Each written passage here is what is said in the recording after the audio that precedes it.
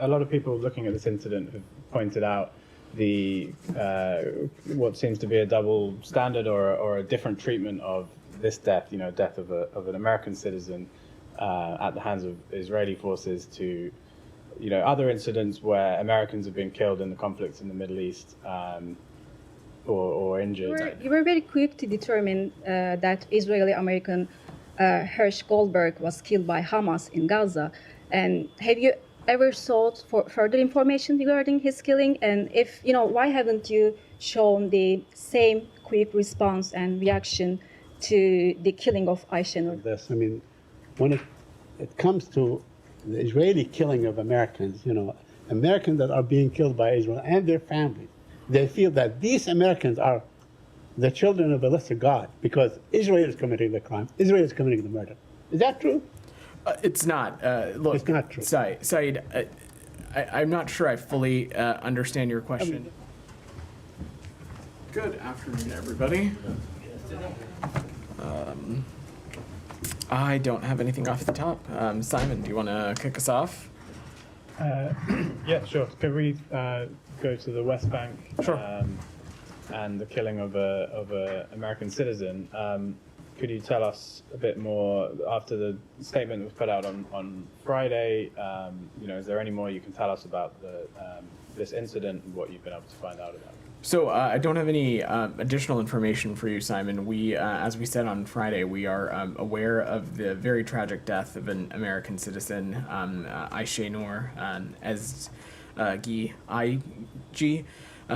in the West Bank, and we offer our deepest condolences to her family and her loved ones.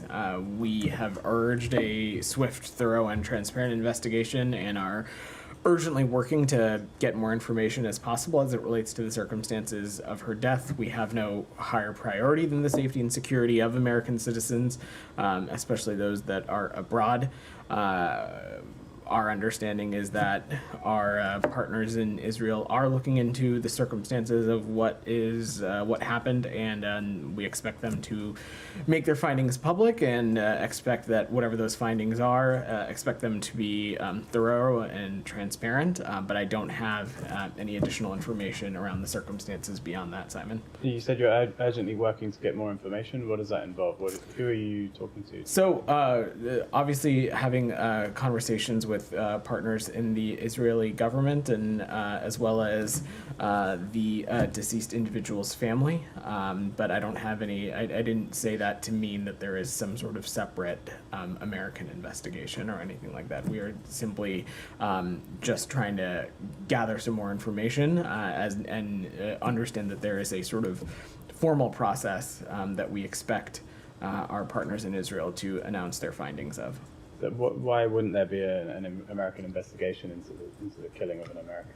So that process would not live at the State Department, should there be one. Of course, when American citizens are killed, especially abroad, that is something that would happen at the Department of Justice. I'm certainly not going to speak to that process or speak for another agency.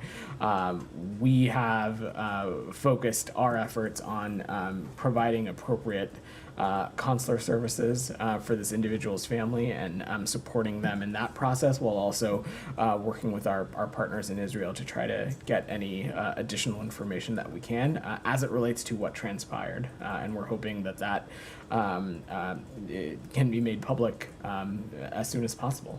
A lot of people looking at this incident have pointed out the what seems to be a double standard or a different treatment of this death, death of an American citizen at the hands of Israeli forces to, other incidents where Americans have been killed in the conflicts in the Middle East or injured. Obviously there are different circumstances, but the president in relation to an attack by Iranian proxies earlier this year said, if you harm an American, we will respond. Does that apply in this case, or are we talking about a different standard? Well, it's clear to anybody, Simon, that what the president was talking about in that context was a terrorist attack or a direct attack from a state or non-state actor that intentionally was conducted to put Americans or American citizens in harm's way. And of course, when it comes to the protection of our citizens and our personnel, and if they are targeted, we of course will take appropriate action. As it relates to the events on Friday, we are still gathering information as it relates to what transpired, what happened, and as tragic as it is, and it is tragic anytime anybody loses their life, any civilian loses their life.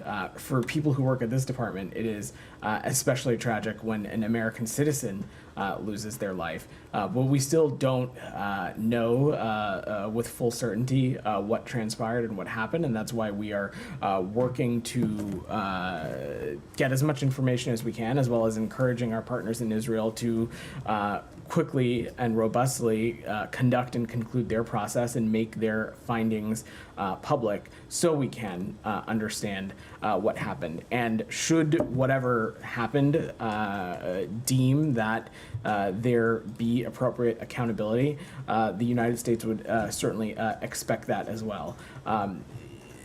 Going back to what I was saying before, it is of course tragic when any civilian loses their life. But it is important to note what you said, Simon, which is that each circumstance is different, and it is really important to keep that in mind in these processes. The way that you're describing that sounds like you haven't sort of. Obviously, you don't know exactly what transpired, but do you have doubt that it was an Israeli bullet? I am not going to get ahead of a process here, Simon.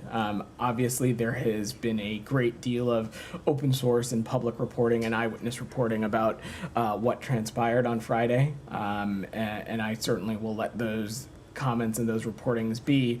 But I think most important is to let this process play out, for the facts to be gathered and for those to come to light. And I will just leave it at that. I'll let my colleagues go. I'm going to go to Nadia in the back, and then you. Go ahead. Thank you, Vedant. So you say you're still seeking more information regarding killing of Ayşenur 3 days after her killing in the West Bank. Actually, all the information available indicate that she was killed by an Israeli sniper. Eyewitnesses say that she was killed by an Israeli sniper.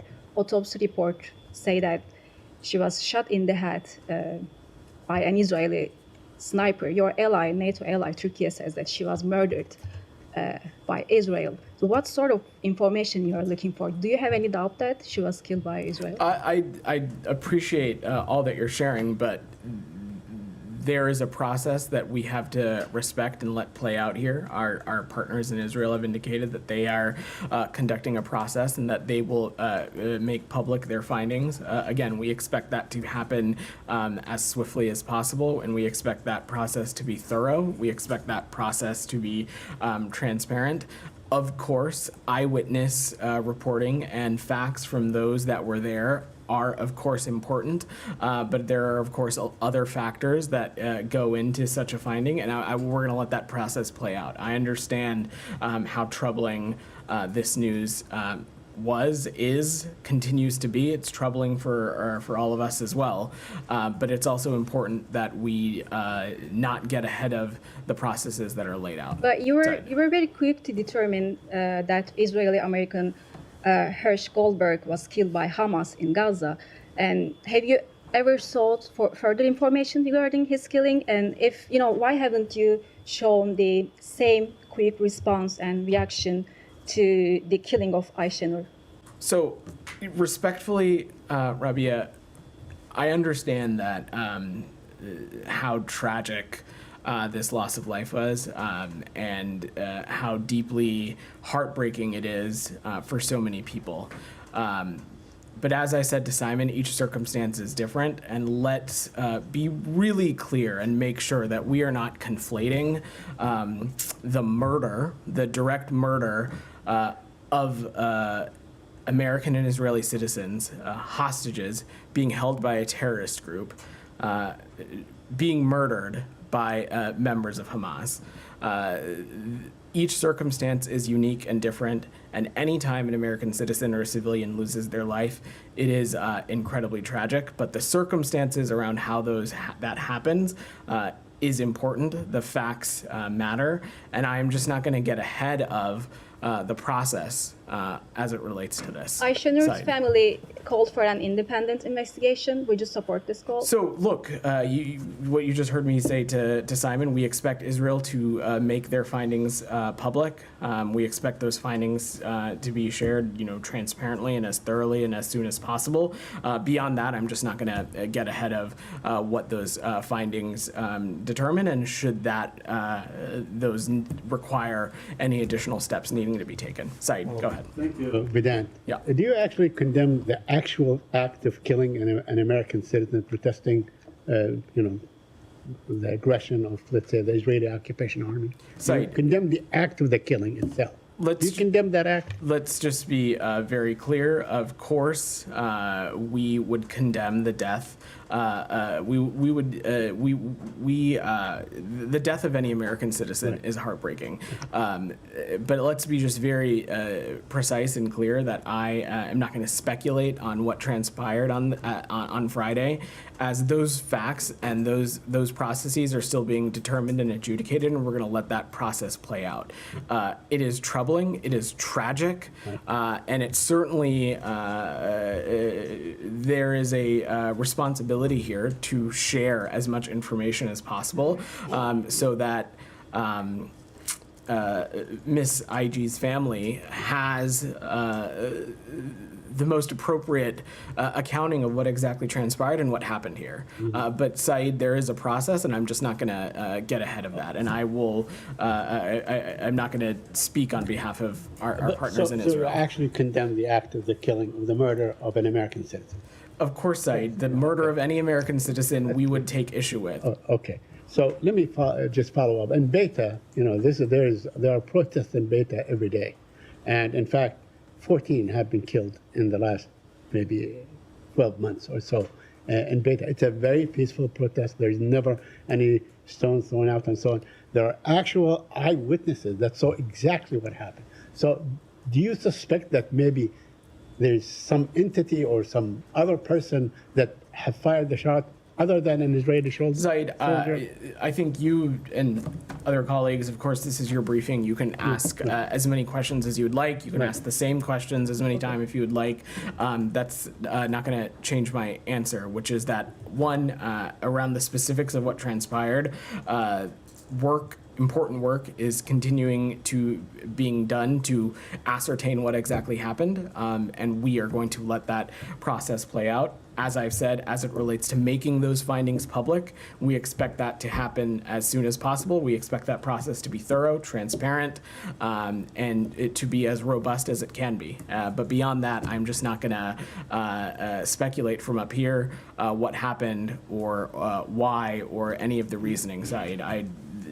As I said to Rabia, eyewitness accounts are, of course, helpful, key, informative to all of this, but there is a process in place, and we will let that process play out. So would you rely on the eyewitness accounts, or you just rely on the Israeli? I am not going to speak to the process. That's fine. I just want to take. And again, I just want to reiterate again that we are working closely to ascertain the facts, but there is not a State Department-led investigation that is going on as it relates to because this. The record, Vedant, is really quite abysmal, and when it comes to Israel investigating itself on the killing of Americans. I mean, I can take you back to March 16, 2003, when Rachel Corrie, a Jewish American, was killed by a bulldozer, in plain sight of everybody, and the Israelis only came back with an answer in 2012, and it was just like nothing there answer kind of a thing. And we saw this happen with Omar Assad. We saw this happen with Shireen Abu Akleh when it was killed. And you guys came out on July 4th, 2022 on a holiday, and you said that the intention was not there. So What is there? What guarantee do we have that this investigation, this particular investigation, that saw the murder of a 26-year-old American, Aisha Noor Iggy? So we saw her murder. Everybody, there are a lot of accounts and so on. What guarantee do you have that this will be carried out, the investigation will be carried out thoroughly, fairly, transparently, and would lead to the proper result as far as you're concerned? Saeed, I'm not going to color any of these findings until we see them. So I will just leave it at that, and not going to get ahead of the process here. So do we have? I mean, I'm sorry, but let me just. Do we have any evidence from the past that Israel actually comes through on these investigations? I will let the IDF and the Israeli government speak to their own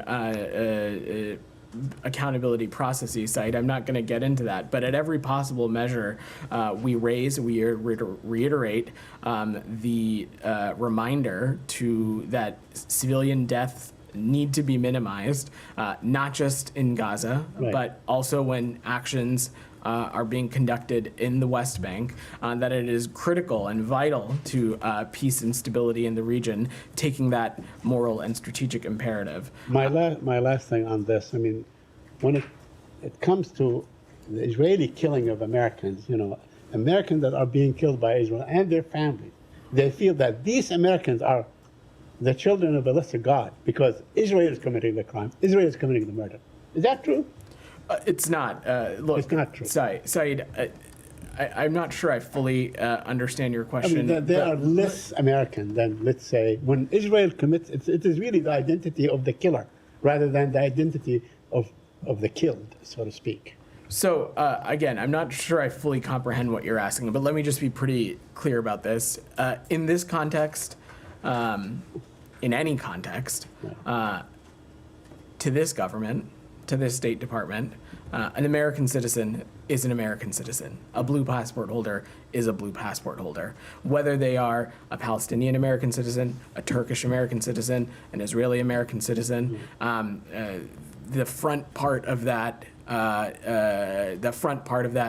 that nomenclature is not nearly as important to us as the second half, and the fact that an American citizen is an American citizen, and we take the safety and security of American citizens incredibly seriously. It is. We spend a lot of time up here talking about foreign policy priorities and national security and our hopes for the world when it comes to foreign policy priorities. But I will tell you that for Secretary Blinken, for President Biden, there is nothing more important than the safety and security of American citizens. So Israel gets no exceptionalism. Go ahead, Brian. Thank you for that. Yeah. You said you'll look for more information from an independent Israeli investigation. That's been the same U.S. posture for Hindujab, who was killed 224 days ago. To Ravi's question, how can Aisha Noor's family take an investigation seriously if it's conducted by the perpetrator, and, moreover, if they've continued delayed and reportedly lied to the U.S. about their investigation into Hindujab? Well, that is exactly why we have called and have continued to call for these processes to be as swift and as thorough as possible, and we have that same expectation here as well, and we'll continue to press. It's been 224 days since Hindujab was killed, and in the same instance, for example, we've seen open source reporting, eyewitness accounts that evidently show a potential human rights violation. You say, you're pushing for a swift investigation. If that's the same posture with this, when can Americans expect a conclusion? Any American can expect that this administration and this government will do everything we can to ascertain and gather whatever information is required. And I'm going to let that process play out. Israel? I don't have any policy announcements to make, Prem, but we will continue to raise this directly with our partners in Israel, and that work has been ongoing. Okay, wait, one more question. Go ahead. Sorry. Thank you very much. Thank you, colleagues. To Saeed's question, the U.S. says it demands respect for press colleagues. Then Israeli forces kill our colleague Shireen Abu Akleh and scores of Palestinian journalists. The U.S. says it supports aid workers. Then Israeli forces kill American Jacob Flickinger and plenty of other aid workers, including Palestinians. The U.S. says it condemns illegal settlement activity, and then Israeli forces kill Aisha Noor Iggy, Rachel Corrie, and scores of Palestinians subject to settler violence.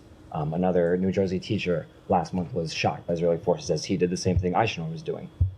How many more Palestinians and how many more Americans killed, violated will it take before this administration actually does announce a policy change? So, Prem, I will say this, that one of the reasons we are so squarely focused on working to get a ceasefire deal is because of the calm and the stability and the potential it has for that, not just in the immediate Gaza Strip and the surrounding areas, but the region broadly, and the benefits that it could have when it comes to peace and stability and calm and the reduction of tensions in the West Bank as well.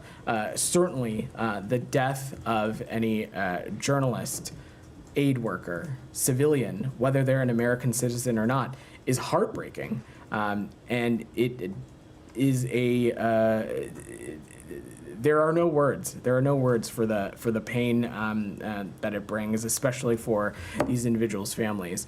But we will continue to stress directly to all that there is a moral and strategic imperative to minimize the impacts on civilians, and we will continue to press on that as aggressively as we need to. Go ahead. You had your hand up. Yeah. I want to stay in the West Bank, but I will go to the current escalation there. Yep.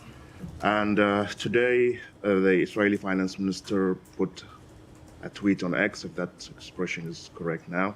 But he said literally that it's the mission of his life is to create reality on the ground, to block any future Palestinian state.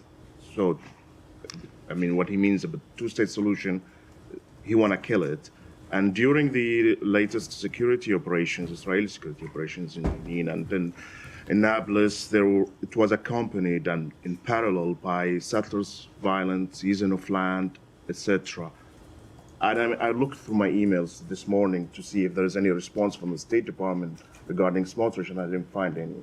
Are you okay with his statements? Certainly not. Look, that is the kind of rhetoric we would take issue with because a two-state solution and the work being done to get there is so vital to our approach to the Middle East and what we hope to see for the region. Our focus, however, is on the policies and on engaging with this government, this government in its totality, not just one-off colorful characters who might make up certain sectors of this government. And so that is the task at hand and what we're focused on. More specifically, as it relates to destabilizing actions in the West Bank, whether it be additional settlement activity, whether it be additional outpost activity, whether it be settler violence, we have not hesitated to call those out for what they are. When it comes to settlement and outpost activity, we continue to feel strongly, vehemently, that these kinds of actions, not only are they inconsistent with international law, they are detractions from Israel's own stated goal of wanting more security. They're detractions from our own goal of wanting security for Israel in the region. And so we have, over the course of this administration, taken steps to hold those who incite violence to account, and we'll continue to do that should that be necessary. I mean, I assume that you refer to the visa restrictions and visa blockage for some of the settlers, but this was regarding violence. I'm talking about land seizure here. I mean, it's been going on for decades now. You calling it out doesn't seem to stop it, and you're blocking anybody else from taking any action toward that, whether it's the UN Security Council or any other countries. So do you see that you are, by not doing anything except calling it out, you're allowing it? I would absolutely take issue with that characterization. We have and will continue to have tools in our disposal, whether it's visa restrictions or not. They are actual levers that this government can pull, and when we see things like settlement activity or outpost, we're not hesitant to raise them immediately, and just make clear how problematic this kind of behavior is, not just for Israel's overall security, but for what we are trying to focus on right now, which is getting a ceasefire deal across the finish line. Go ahead. To the Middle East. Sure. First, do you expect any changes on the Israeli-Hezbollah front, especially that Prime Minister Netanyahu urged his government yesterday to prepare for changing the situation on that front? I have no changes to preview or predict, Michelle, what I can say is that one of the reasons we are continue to be so committed to a ceasefire and getting one across the finish line is because the benefits that it could have in the north for creating the conditions so that both Israeli and Lebanese civilians could be able to return home. But I don't have anything to predict beyond that. On Iraq, should we expect any announcement soon regarding the future of U.S. military presence there? So, Michelle, we've held discussions with the government of Iraq on the future of Operation Inherent Resolve since last year. President Biden and Prime Minister Soudani spoke about this in April during the Prime Minister's visit. In that joint statement between those two leaders, they affirmed that these conversations would be ongoing and they would review these factors to determine when and how the mission of the global coalition in Iraq would end and transition in an orderly manner to a more enduring bilateral security partnership. Those conversations are ongoing. I don't have anything to get ahead of on that The process. report said that there will be announcement this month regarding the start. I have nothing to offer as it relates to the timeline beyond just saying that is work that's ongoing. And lastly, reports said that the U.S. government told Iraqi officials that Iraqi banks exploited their access to U.S. dollars to support the Quds Force and the militia groups operating in Iraq. Do you have any comments on that? So I'm sure my colleagues at the Treasury Department would be happy to speak to you a little bit more about this. But from here, what I can say is that we'll continue to collaborate closely with our partners in Iraq as it relates to their banking and finance system, to move them away from a cash system, to make them more resilient against terrorist and counterterrorism threats and cyber activities and things of that nature, but I don't have anything to speculate But are on these that. reports accurate? I don't have anything to offer on that. Can I follow Jalil, up on Gaza negotiation? go ahead. Just a very quick Then I'll come question. to you, Jalil. Go ahead. The Go. Washington Post reported, I believe Friday or Saturday, that the U.S. now, at its assessment that there will be no ceasefire during this presidency, and they are putting on hold whatever new proposals you are working on to the both parties, and the belief now within the administration that neither Hamas nor Israel are seeking this. Can you confirm? So look, I'm not going to comment on purported speculation on a diplomatic process. What I can say is echo what President Biden and Secretary Blinken and Vice President Harris have said, which is that we are pursuing all efforts to secure a deal that would release the hostages being held by Hamas, that would create the conditions for additional humanitarian aid to get into Gaza, create the conditions for greater diplomacy to happen to bring about peace and stability in the region. That line of effort continues, and I'm just not going to speculate or get into the process beyond that.